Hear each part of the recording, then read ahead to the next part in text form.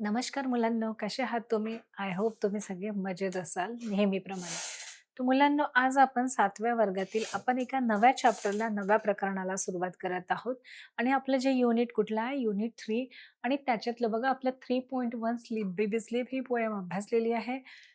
त्यानंतर आपण the welcome हा प्ले सुद्धा म्हणजे एक नाटक सुद्धा अभ्यासलेला आहे आणि त्यानंतर आपण न्यूज ॲनालिसिस हा एक वेगळा टॉपिक आहे. ते पण आता आपण अभ्यासू. तर बघा, आपण आपल्या नव्या चॅप्टरला सुरुवात करतो आहे आणि काय नाव आहे मुलांनो? News analysis.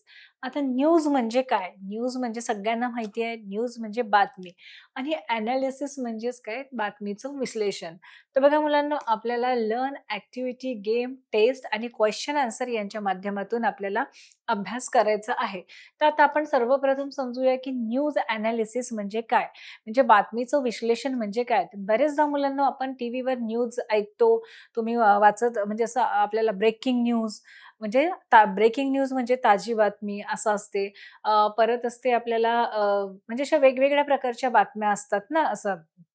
तर त्या बातम्या आपल्याला खरंच म्हणजे आपण जेव्हा न्यूज पाहतो आणि आपल्याला न्यूज चॅनल वाले काय करतात, की एक्झॅक्टली म्हणजे ते तसंच घडलं ते दाखवण्याचा प्रयत्न करतात. पण जी आपण बातमी बघतो ती खरंच खरी आहे का? की त्याच्यात तेवढं तथ्य आहे? की कुठल्या सोर्सेसद्वारे ती बातमी आलेली आहे? की कोणी प्रत्यक्षदर्शींनी ती बातमी सांगितलेली आहे? की असं फेक आहे की ट्रू आहे? म्हणजे खरंच आपण जेव्हा बातमी ऐकतो तेव्हा संतप्त न होता आणि आपल्या जे ॲक्शनचं रिएक्शन न देता आपण ती बातमी कुठून आली, ती खरंच आहे का हे पडताळणं फार महत्त्वाचं आहे. आता बरेचदा आपण टीव्ही पाहताना बघतो किंवा तुम्ही मोबाईलवर YouTube जेव्हा वगैरे पाहता एखादं गाणं किंवा काय, तशा बऱ्याच बातम्या येतात. आपल्याला दिसतात न्यूज वगैरे दिसतात, की फेअरनेस क्रीमच्या न्यूज दिसतात. म्हणजे आता तर वाढतं वजन आहे, तर वेट लॉस त्याचा आपल्याला जाहिराती दिसतात किंवा त्याच्याबद्दल असं सांगितलं जातंय. म्हणजे असं आपण आपण बऱ्याच असा ॲड पाहतो किंवा बातम्या पाहतो, की त्याच्यामुळे असं आणि आपल्याला खरंच ते तसं आहे का? खरंच म्हणजे ते असं होऊ शकतं का? तर म्हणजे आपण हे पडताळणी करणं हे फार महत्त्वाचं आहे किंवा एखाद्या सेलिब्रिटीविषयी किंवा एखाद्या उद्योगपतीविषयी आपण पाहिलं, की त्यांच्याबद्दल असं बिनधास्त बातम्या छापल्या जातात. पण एक्झॅक्टली ते खरंच आहे की नाही ही पडताळणी करणं फार महत्त्वाचं आहे. म्हणजे आपल्याला एखाद्या ठिकाणी कुठला प्रसंग घडला, तर ते आहे त्यापेक्षा दाखवण्याचा प्रयत्न बातमीमध्ये केला जातो आणि कधी-कधी जी गोष्ट दाखवायची आहे, तर कुठल्यातरी राजकीय प्रेशरमुळे ते आपल्यापर्यंत पोहोचू शकत नाही किंवा ते उलट्या पद्धतीने दाखवलं जातं. तर आपण एक काय आहोत, प्रेक्षक आहोत आणि आपण ह्या ज्या बातम्या ऐकतो, तर आपण अवेअर असायला पाहिजे, जागरूक असायला पाहिजे आणि जेव्हा आपण न्यूज बघतो, तर ती त्याच्यावर आपण पटकन प्रतिक्रिया न करता आपण ते म्हणजे पडताळणी करणे, खरंच ती बातमी खरी आहे का? की फेक आहे? की कुठल्या सूत्राकडून दिलेली आहे? तर हे आपण तपासून हे बघायला पाहिजे. ते न्यूज एनालिसिसमध्ये आपण तेच शिकणार आहोत, की न्यूज एनालिसिस, न्यूजचं विश्लेषण आपल्याला बघायचं आहे. तर इथे 4 छोट्या-छोट्या स्टोऱ्या दिलेल्या आहेत. म्हणजे 4 छोट्या-छोट्या न्यूज दिलेल्या आहेत. तर त्या कशा आहेत त्या आपण त्या स्टोरीच्या माध्यमातून त्या न्यूज ज्या 4 बातम्या दिलेल्या आहेत, ज्या 4 न्यूज दिलेल्या आहेत, त्या माध्यमातून आपण न्यूज एनालिसिस आता बघूया, की एनालिसिस म्हणजे विश्लेषण कसं करायचं, ते खरं आहे की खोटं आहे हे कसं ठरवायचं, हे आपल्याला या पाठात शिकायला मिळणार आहे. तर चला मग आपण न्यूज एनालिसिस एका आपण नव्या धड्याला काय करूया, सुरुवात करूया. हा दुसरा प्रकार बघूया. तर काय आहे, Ritika takes a break from acting. आता Ritika takes a break from acting. Acting आलं म्हणजे ते काय आहे, फिल्म इंडस्ट्रीशी जुळलेलं आहे आणि म्हणजेच काय रितिका कशी असेल एक टॉप हिरोईन जी आहे, ॲक्ट्रेस आहे. Ritika takes a break from acting म्हणजे रितिका ही जी हिरोईन आहे, ती ॲक्टिंगमधून काय करणार आहे, ब्रेक घेणार आहे. म्हणजे ती त्यानंतर ॲक्टिंग करणार नाही. तर बघा ही कुठल्या इंडस्ट्रीशी जुळलेली आहे मुलांनो? ही फिल्म इंडस्ट्रीशी न्यूज जुळलेली आहे. बघा मुंबई सप्टेंबर 9 मुंबई आता बघा फुल फिल्म इंडस्ट्री जे आपलं बॉलिवूड आहे ते मुंबईतच आहे आणि ही न्यूज केव्हाची आहे? सप्टेंबर 9 म्हणजे आपण वाचताना त्याची डेट बघायला पाहिजे. म्हणजे ती तारीख कोणत्या तारखेची आहे? प्लेस बघायला पाहिजे. ती न्यूज कुठे घडलेली आहे? तर हे आपण लक्षात ठेवायला पाहिजे. तर बघा ही मुंबईमधली न्यूज आहे आणि कधीची आहे? सप्टेंबर 9 सप्टेंबरची ही न्यूज आहे. Famous actress Ritika who is believed to be the most highly paid star. म्हणजे रितिका जी आहे फेमस म्हणजे खूप नावाजलेली जी एक्ट्रेस आहे Ritika who is believed to be the most highly paid star म्हणजे खूप टॉप मोस्टची काय आहे, ती ॲक्ट्रेस आहे. तिला खूप म्हणजे पैसे पेड करावं लागतात. म्हणजे हाय लेव्हलची ती हिरोईन आहे. टॉप टॉप हिरोईन आहे आणि तिची जे तिला म्हणजे प्रोड्युसर असते, दिग्दर्शक असते पिक्चर बनवलेला, तिला हायली म्हणजे जास्त पैसे देऊन हायर करावं लागते. म्हणजे ती टॉपमध्ये ॲक्ट्रेस आहे. जसं आपण ऐश्वर्या, कॅटरीना, करीना वगैरे पाहतो. तशा ज्या टॉप ॲक्ट्रेस आहे त्याच्यामधली ती आहे. Famous actress Ritika who is believed to be the most highly paid star. म्हणजे तिला खूप रक्कम द्यावं लागते आणि ती काय खूप मोठी ॲक्ट्रेस आहे. In Bollywood is all the set break the hearts of her fans. In Bollywood म्हणजे ती बॉलिवूडमधली खूप मोठी ॲक्ट्रेस आहे, टॉप लेव्हलची आहे. Is all set break the hearts of her fans. म्हणजे अशी न्यूज आहे की ती आपल्या जे तिचे फॅन्स आहेत, जे फॅन्स म्हणजे काय चाहते आहेत. त्या ऋतिकाचे जे फॅन्स आहेत म्हणजे जे चाहते आहेत, ते काय set to break the hearts म्हणजे ती ती ब्रेक द हार्ट्स म्हणजे काय ती ब्रेक घेत असल्यामुळे इंडस्ट्रीमधून, ॲक्टिंगमधून ब्रेक घेत असल्यामुळे काय झालं तिचे जे फॅन्स चाहते काय झालेले आहे, ते खूप दुखावल्या गेलेल्या आहेत की यानंतर आपल्या आवडत्या ही जी हिरोईन आहे, ॲक्ट्रेस आहे, तिचे पिक्चर आपल्याला बघायला मिळणार नाही. म्हणून तिने तिच्या चाहत्यांना काय केलेलं आहे अ, म्हणजे हे केलेलं आहे, म्हणजे ते नाराज झालेले आहे. In an informal chat with the journalist. तर ही ती कुठे बोललेली आहे? In an informal chats. Informal chats म्हणजे असंच कुठेतरी ती अ, बोललेली आहे. चॅट विथ जर्नलिस्ट म्हणजे जे न्यूजपेपरचे जे जर्नलिस्ट असतात, पत्रकार असतात, तर ते इन्फॉर्मल म्हणजे कुठल्यातरी अशाच एका भेटीत ती अशी बोललेली आहे. She revealed that she will not sign any more films. आता तिने असं ठरवलंय, तिने असं रिव्हील्ड केलेलं आहे, असं दाखवलेलं आहे, that she will not sign any more films. ती आता कुठल्याही ज्या पिक्चर्स आहेत त्या आता साइन करणार नाही.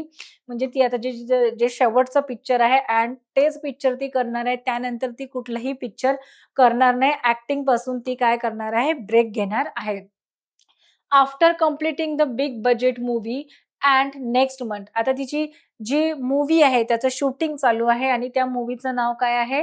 अँड ही मोठ्या बजेटची म्हणजे जास्त पैसे लागलेली जास्त अँड ही काय आहे तिची जी मूव्ही आहे आता जी लेटेस्ट त्याच्यावर चित्रीकरण चालू आहे आणि बिग बजेट म्हणजे या मूव्हीमध्ये भरपूर असा पैसा लागलेला आहे आणि तिची जी नेक्स्ट मंथ म्हणजे पुढच्या महिन्यात ही मूव्ही कंप्लीट होणार आहे. She refuse to give any reasons for her decision आणि ती का बरं ब्रेक घेणार आहे इंडस्ट्रीपासून, फिल्म इंडस्ट्रीपासून, तर तिने त्याचं कारण सांगायला काय केलेलं आहे, मना केलेला, रेफ्यूज केलेला आहे to give any reason for her decision आणि म्हणजे तिने हा निर्णय का घेतलेला आहे, तिने त्याच्या मागचं जे रिझन आहे, ते अजूनपर्यंत स्पष्ट केलेलं नाही. कारण तो तिचा वैयक्तिक प्रश्न आहे, तिला सांगायचा आहे की नाही, हा तो तिचा प्रश्न आहे. तर आपण ही जी न्यूज ऐकली ती कुठली होती? फिल्म इंडस्ट्रीची होती. पण याच्यात पूर्ण फॅक्ट आहे की नाही हे आपण ठरवू शकत नाही. हे एक मार्केटिंग स्ट्रॅटेजी पण राहू शकते कारण तिचं अँट नावाचा पिक्चर प्रदर्शित होणार आहे. तर ते लोकांपर्यंत तिचं शेवटचा पिक्चर आहे म्हणून लोकांनी गर्दी करावी, असं पण त्याच्यामागचं एक म्हणजे हा मार्केटिंग स्ट्रॅटेजी आहे. तर आपण हे सत्य आहे, रिअलेबल आहे की अनरिअलेबल आहे हे असं तेवढं ठरवू शकत नाही. However sources close to her reveal that now she wants to make career in politics. म्हणजे sources close to her reveal that now she wants to make a career in politics. म्हणजे जे सोर्सेस आहे सूत्रानुसार असं माहिती पडली आहे, सूत्रांनी असं सांगितलंय की जे गोपनीय जे असतं ते जे माहिती काढत असतात, sources close to her reveal that now म्हणजे सोर्सेस सूत्रांनुसार असं माहिती पडलेलं आहे, she wants to make a career in politics. आता ती ॲक्टिंग सोडून ती पॉलिटिक्समध्ये म्हणजे राजकारणामध्ये ती तिचं करियर करणार आहे, हे सूत्रांकडून माहिती झालेलं आहे. पण ते खरं आहे की नाही हे आपण एक्झॅक्टली सांगू शकत नाही, की ती ती जेव्हापर्यंत अशी लोकांसमोर येऊन रिव्हील करत नाही, तेव्हापर्यंत आपण या गोष्टीला खरं मानू शकत नाही. म्हणजे हे टोटली म्हणजे असं अनरिअलेबल पण म्हणू शकतो आपण किंवा ही एक मार्केटिंग स्ट्रॅटेजी पण आपण असं म्हणू शकतो. तर आपण असे 2 न्यूज आयटम्स पाहिलेले आहे. इथे 2 न्यूज आयटम्स आहेत. आता तिसरी इथे दिलेलं नाही, पण मी तुम्हाला थोडक्यात सांगते. तिसरी जी न्यूज न्यूज होती ते स्टीफन हॉकिन्स या वैज्ञानिकांची होती, की त्यांनी सांगितलंय, की आपल्या पृथ्वीवर इतकी गर्दी म्हणजे पॉप्युलेशन आहे आणि आपण पृथ्वीला पृथ्वीवर आपण बरंच काही-काही केलेलं आहे तिला डिस्ट्रॉय करण्यासाठी, पण तिला वाचवण्यासाठी आपण एखादंही म्हणजे असं काही असं सोय करून ठेवलेली नाहीये. काही आपण एवढे प्रगत झालेलो आहोत, की काही दिवसात आपला स्टार म्हणजे जे तारे आहेत, तिथे सुद्धा घरं असतील. पण आपण आपल्याला राहण्यासाठी फक्त एकच ग्रह असा पृथ्वी वाचलेला आहे. पण आपण त्याला सुरक्षित ठेवण्यासाठी असं काहीही उपाय शोधलेले नाही. म्हणजे आजचं जे काळ आहे ते काय आहे, खूप म्हणजे आजची जी परिस्थिती आहे ती खूप भयानक आहे. महामारी, पोल्युशन ह्या सगळ्या गोष्टींना आपल्याला तोंड द्यावं लागतं. तर हे काय मुलांनो वैज्ञानिक याच्यानी जे सांगितले, जे क्लायमेट आहे म्हणजे वातावरण आहे, त्याचे चेंजेस सांगितले. तर ही जी बातमी आहे स्टीफन हॉकिन्सची ही काय आहे, खरी आहे. आणि एक चौथी बातमी इथे दिलेली नाहीये, पण तुमच्या टेक्स्ट बुकमध्ये आहे.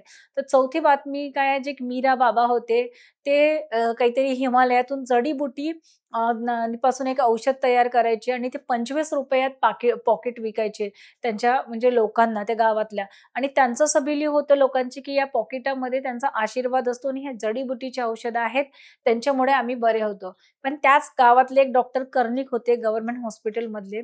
तर त्यांनी सांगितलं, की ते पॉकेटं घेऊन, त्या औषधं घेऊन खूप लोकं आजारी पडायला लागले आणि त्यांच्यामुळे हॉस्पिटलमध्ये गर्दी वाढली. तर इथे काय दिलेले आहे, की म्हणजे हे भोंदू बाबा म्हणजे कसे लोकांना फसवतात.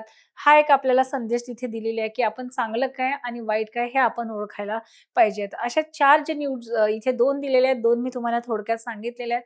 तर आपण हे 4 न्यूज आयटम्स अभ्यासलेले आहेत आणि त्या वेगवेगळ्या प्रकारच्या होत्या. एकात फॅक्ट होतं, रिअलेबल होतं, एकात मार्केटिंग स्ट्रॅटेजी होती रितिका जे आपण एक्ट्रेसचं पाहिलं. तिसऱ्या ह्याच्यात एक वैज्ञानिक दृष्टिकोन होता स्टीफन हॉकिन्सचा आणि चौथ्या ह्याच्यात आपण पाहिलं, की जे भोंदू बाबा आहेत ते कसं फसवतात. म्हणजे आपण डॉक्टरांवर विश्वास ठेवायला पाहिजे ना, की त्या भोंदू बाबांवर कुठून काही पॉकेट आणून देतात, तर आपण बिलीव्ह करायचं. म्हणजे फेक स्टोरी होती ती. तर आपण अशा स्टोऱ्या अभ्यासलेल्या आहेत ना, याच्यानंतर आपण या पाठात आलेले जे वर्ड मीनिंग आहेत, म्हणजे शब्दांचे जे अर्थ आहेत, ते आपण समजून घेऊया. तर बघा काय दिलेलं आहे इथे विथ फीलिंग. विथ फीलिंगचा अर्थ काय होतो? इन अ वे विथ फीलिंगचा अर्थ काय होतो? In a way that shows how the feel about it. म्हणजे विथ फीलिंग म्हणजे आपल्या मनापासून भावना येणे. त्या भावना अशा सॅड पण असू शकतात, अँग्री पण असू शकतात, रागावलेल्या आणि हॅपी पण असू शकतात, आनंदाच्या. तर काय विथ फीलिंग म्हणजे काय? मनापासून भावना येणे in a way that shows that feel about it. म्हणजे हा असा मार्ग असतो, की ज्याच्यामुळे आपण आपला अँगर, राग दाखवू शकतो, आपला हॅपीनेस दाखवू शकलो, आनंद दाखवू शकतो किंवा सॅडनेस, दुःख दाखवू शकतो. बघा ऑथॉरिटीज म्हणजे पीपल हू आर कंट्रोल म्हणजे जे अधिकारी असतात. अथॉरिटीज म्हणजे अधिकारी. पीपल हू आर कंट्रोल म्हणजे लोकांना ते काय करतात? कंट्रोल ठेवतात. म्हणजे त्यांचं अ, म्हणजे त्यांच्या त्यांच्या अधिपत्याखाली हे काय असतं चालत असतं सगळं म्हणजे अथॉरिटीज. आता आय विटनेस म्हणजे डोळ्यांनी बघितलेला. आय विटनेस म्हणजे स्वतःच्या डोळ्यांनी प्रत्यक्षदर्शी. आय विटनेसला काय म्हणू आपण? प्रत्यक्षदर्शी म्हणजे प्रत्यक्ष डोळ्यांनी पाहणारं. तर someone who has seen something with his or her own eyes म्हणजे जो स्वतःच्या डोळ्यांनी जो माणूस पाहतो किंवा बघतो त्याला काय म्हणू आपण? प्रत्यक्षदर्शी असं म्हणू. अकाउंट म्हणजे रिपोर्ट किंवा स्टोरी. अकाउंटचा अर्थ काय होतो? रिपोर्ट म्हणजे एखादी बातमी किंवा एखादी स्टोरी. त्याला आपण काय म्हणू? अकाउंट. तर मुलांनो बघा अशा प्रकारे काय केलेलं आहे आपण जे याच्यातले मीनिंग पण आलेले आहेत, हार्ड वर्ड्स आलेले आहेत, त्याचा अर्थ आपण समजून घेतलेला आहे. तर आता आपण काय बघूया याच्यात जी समरी दिलेली आहे ती बघूया. म्हणजे याचा सारांश आपण थोडक्यात बघूया. काय दिलेलं आहे? Every day we come across many news items from different sources. Every day we can come across many news items from different sources. तर आपण प्रत्येक दिवशी वेगवेगळे न्यूजचे प्रकार पाहतो फ्रॉम डिफरंट सोर्सेस. म्हणजे तुम्ही आता Facebookमधून पाहू शकता, Instagramमध्ये, YouTubeमधून पाहू शकता किंवा तुम्ही वेगवेगळ्या याच्यातून बघू शकता, की आपल्याला वेगवेगळ्या सोर्समधून वेगवेगळे न्यूज आयटम्स दिसतात. Search on newspapers. काही आपण न्यूजपेपर वर्तमानपत्रातून बघतो, काही आपण टीव्हीमध्ये बघतो, रेडिओमधून ऐकतो किंवा सोशल मीडिया. Instagram, Facebook किंवा जे काही आपण सोशल मीडिया त्याच्यातून आपण असं बघतो. वेगवेगळ्या माध्यमातून आपण वेगवेगळे न्यूज आयटम्स बघतो. We need to check the sources first before we believe them. We need to check the source first. म्हणजे ज्याच्यातून बघतो आपण सोर्स तर त्याच्यातून ते बघायचं आपण पहिल्यांदा बिफोर वी बिलीव्ह देम. आपण त्याच्यावर बिलीव्ह म्हणजे विश्वास ठेवणे. आपण त्या न्यूजमध्ये विश्वास ठेवण्यापेक्षा त्याचे सोर्स म्हणजे माध्यम बघायचे, की ही न्यूज कुठून आलेली आहे. ती खरंच अशी न्यूज आलेली आहे का? त्याची योग्य अशी पडताळणी करायची. ती न्यूज फेक तर नाही आहे, कोणी अशीच फेक छापलेली इथे नाही आहे. तर ते आपण काय करायला पाहिजे, विश्वास ठेवण्यापूर्वी आपण ते न्यूज सोर्सेस म्हणजे कुठून आलेली आहे हे बघायला पाहिजे. We can trust the news material that offers more evidence. मग we can trust the news म्हणजे जेव्हा आपण ट्रस्ट म्हणजे विश्वास ठेवणे. आपण तेव्हाच विश्वास ठेवायला पाहिजे the news materials that offers more evidence. Evidence म्हणजे काय? ज्याच्यात आपल्याला प्रूफ मिळाले. एव्हिडन्स म्हणजे काय? प्रूफ. ज्याच्यातून म्हणजे ज्या अशा बातम्यांवर विश्वास ठेवायला पाहिजे, की त्यांच्यावर काही प्रूफ आहे का? म्हणजे एव्हिडन्स आहेत का? किंवा as it will be more specific and more transparent. म्हणजे as it will be more specific and more transparent. म्हणजे त्याच्यात ट्रान्सपरन्सी आहे का? म्हणजे त्याच्यात अशी म्हणजे ती घटना खरंच तशी घडलेली आहे का? म्हणजे घटना पारदर्शक आहे का? म्हणजे आपण विश्वास ठेवू शकतो का? त्याच्यात प्रूफ आहे का? म्हणजे प्रूफ म्हणजे काही सबूत आहेत का? एव्हिडन्स आहेत का? त्या घटनेमागे अशा काही आपल्याला म्हणजे त्या गोष्टी आपण विश्वास ठेवायच्या पूर्वी त्या घटना ट्रान्सपरंट आहे का? पारदर्शक आहे का? म्हणजे खरंच ती घडलेली आहे का? त्याच्या मागचं कारण काय आहे? ते कुठल्या सूत्रातून आलेली आहे? कुठल्या सोर्समधून आलेली आहे? हे आपण बघायला पाहिजे आणि आपण नंतरच विश्वास ठेवायला पाहिजे. नाहीतर नुसतं आता न्यूज पाहिली किंवा आपण असं वाचली तर त्या न्यूजवर विश्वास ठेवायला नको. ती घटना घडलेली आहे की घडलेली नाही, या सगळ्या गोष्टींची पडताळणी करूनच काय करायला पाहिजे, आपण न्यूज जी वाचतोय त्याच्यावर विश्वास ठेवायला पाहिजे आणि नंतर प्रतिक्रिया द्यायला पाहिजे. तर मुलांना समरीमध्ये हेच सांगितलंय, की जेव्हा तुम्ही न्यूज वाचता किंवा कुठलीही तुम्ही न्यूजवर टीव्हीवर न्यूज न्यूज चॅनलवर तुम्ही म्हणजे टीव्हीवर न्यूज चॅनल्स बघता किंवा तुम्ही बघता, तर त्या गोष्टी म्हणजे कधी-कधी आपल्याला तशा दाखवल्या जातात किंवा तसं आपल्याला असं त्यांच्या हेडलाईनमधून किंवा त्यांच्या अशा बोलण्याच्या आवेगातून आपण त्यांच्यावर विश्वास ठेवायला लागतो. पण ते एकतर्फा सुद्धा असू शकते. म्हणून जेव्हापर्यंत आपल्याला सबूत मिळत नाही, एव्हिडन्स मिळत नाही किंवा स्पेसिफिक आपल्याला खरंच त्याच्यात पारदर्शकता आहे की नाही, ट्रान्सपरन्सी आहे की नाही, हे आधी चेक करायला पाहिजे. तर या पाठातून आपण न्यूज एनालिसिस म्हणजे न्यूज विश्लेषणमध्ये हेच शिकलेले आहोत, की न्यूज रिअलेबल, अनरिअलेबल पण असतात, की आपण त्याच्यावर रिअलेबल म्हणजे विश्वसनीय असतात, त्याच्या काहीवर विश्वास ठेवू शकत नाही. काही न्यूज मार्केटिंग स्ट्रॅटेजी असते, की पिक्चर भरपूर चालावा ह्याच्यासाठी वगैरे वगैरे असते आणि काही न्यूज अशा फेक असतात भोंदूबाबाच्या वगैरे. या सगळ्या न्यूज काय करतात पासून आपण अलर्ट राहायला पाहिजे आणि आपण फायनली म्हणजे तुम्ही काहीही करा, तुम्ही तुमचं डोकं यूज करा आणि तुम्ही अवेअर राहा आणि तुम्ही तुमचं न्यूजवर कितपत विश्वास ठेवायचे की नाही हे तुम्ही ठरवा. तर अशी सुंदर अशी जी आहे न्यूज एनालिसिस म्हणजे जे आपण बघितलं बातम्या कशा असतात, कसे प्रकार असतात आणि आपण कितपत विश्वास ठेवायला पाहिजे हा चांगला मेसेज आपल्याला या न्यूज एनालिसिसमधून मिळालेला आहे. आय होप तुम्हाला हा जो प्रकरण आहे समजला असेल. मग यानंतर आपण याची जी प्रश्न उत्तरे आहेत, ॲक्टिव्हिटी आहे ती आपण अभ्यासूया. तर आपलं एक्सप्लेनेशन झालं होतं. तर आज आपण त्याचं काय बघूया मुलांनो, जी ॲक्टिव्हिटी आहे ती बघूया. त्या ॲक्टिव्हिटीमध्ये आपल्याला ऑब्जेक्टिव्ह टाइप क्वेश्चन्स असतात. तर ते प्रश्न आपल्याला वाचायचे आहेत आणि त्याच्यात 2 ऑप्शन आहेत आणि योग्य प्रश्नाचं उत्तर काय करायचं आहे आपल्याला द्यायचं आहे. तर बघा पहिला प्रश्न काय आहे म्हणजे पहिले क्वेश्चन वाचूया. Read the questions and click on the right answer. सर्वप्रथम मुलांनो आपल्याला काय करायचं फर्स्ट ऑफ ऑल आपल्याला जो क्वेश्चन आहे म्हणजे प्रश्न आहे तो रीड करायचा आहे, वाचायचा आहे आणि ही जी 2 ऑप्शन दिलेली आहेत तर आपल्याला योग्य त्याचा पर्याय निवडायचा आहे. तर बघा काय आहे पहिला प्रश्न, some news items are interesting while others are. तर बघा some news items are interesting म्हणजे काही न्यूजचे जे प्रकार असतात ते खूप इंटरेस्टिंग असतात म्हणजे मनोरंजक असतात. व्हाईल अदर्स आर तर काय असेल, एक्साइटिंग म्हणजे आपला उत्साह वाढवणारे आणि मग काय बोरिंग म्हणजे कंटाळवाणे. तर काय मुलांनो अकॉर्डिंग टू आपल्या चॅप्टर नुसार बघा some news items are interesting while others are तर काय व्हाईल अदर्स आर बोरिंग म्हणजे काही ज्या न्यूज असतात आयटम्स असतात त्या इंटरेस्टिंग असतात म्हणजे आपल्याचं मनोरंजन करतात आणि एखाद्या विषयात जर आपल्याला इंटरेस्ट नसेल जसं पॉलिटिकल असेल किंवा बाकीचे जे काही जे वेगवेगळे प्रकार असतात तर त्याच्यात आपल्याला इंटरेस्टिंग नसेल किंवा आपल्याला कळत नसेल तर आपल्याला काय वाटतात तर बोरिंग वाटतात. म्हणून आपलं जे उत्तर आहे काय some news items are interesting while others are boring म्हणजे काही असे मनोरंजक असतात तर काही खूप कंटाळवाणे असतात. आता बघा आपला दुसरा प्रश्न आहे मीनिंग ऑफ इशू इज. आता मीनिंग ऑफ इशू इज, इशूचा मीनिंग काय आहे, इश्यू म्हणजे गेट म्हणजे मिळणे, सप्लाय म्हणजे पुरवणे. तर काय मिनिंग ऑफ इश्यू? इश्यूचं म्हणजे काय आहे आपण म्हणजे याचं मिनिंग काय आहे? गेट सापडणे की सप्लाय? तर काही मुलांना इश्यूचं जे मिनिंग असेल ते काय आहे इथे? सप्लाय आहे म्हणजे पुरवणे. आता बघा तिसरा प्रश्न आहे, and is a dash budget movie. And काय आहे? ह्या मूवीचं नाव आहे. आणि ती कशा प्रकारची मूवी होती मुलांनो? स्मॉल बजेट मूवी होती की बिग बजेट मूवी होती? कशा प्रकारची होती? अँड इज अ बजेट म्हणजे मोठा म्हणजे खूप सारा पैसा लागलेला असतो मूवीला. आपण पण आपल्या फिल्म इंडस्ट्रीमध्ये तुम्ही बघाल की त्याने जे ऍक्टर्स असतात त्यांच्या म्हणजे फिल्म मध्ये भरपूर पैसा लागलेला असतो. बिग बजेट फिल्म असतात आणि लोक तेवढ्याच उत्सुकतेने ते म्हणजे त्याचं जे सेटअप असेल किंवा कॉस्ट्युम असेल किंवा परदेशात त्याची शूटिंग वगैरे होते. बिग बजेट फिल्म असते तर त्याला भरपूर पैसे लावलेले असतात. त्या मूवींना काय म्हणतात? Big budget movie. तर इथे जी अँट आहे, ज्या मूवीचं नाव होतं इज अ डॅश मूवी. कशा प्रकारची मूवी होती ती? स्मॉल बजेट म्हणजे कमी पैसा लागला होता की बिग बजेट की भरपूर पैसा लागला होता?